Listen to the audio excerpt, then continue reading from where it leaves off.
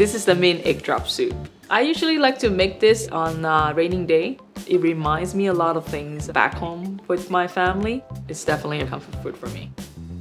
Eggland's best egg is perfect for this recipe. They only contain 60 calories in every egg, and they have 25% less saturated fats compared to regular eggs. Especially you're making a dish that contains 3 eggs, and this matters to me very much.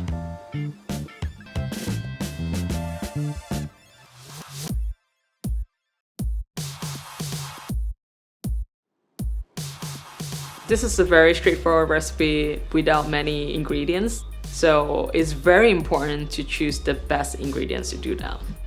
First thing is crack 2 eggs and mix them very well. When the water is boiling, put 1 tablespoon of chicken stock into it.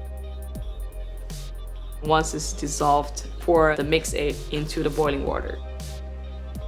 So when you start to see all the egg white kind of like floated up, turn to a lower heat, put a few pieces of mint into it. When you poach an egg, the eggs has to be very fresh. I prefer using Eggland's best cage-free egg. The eggshells are tougher and it tends to keep the egg fresher.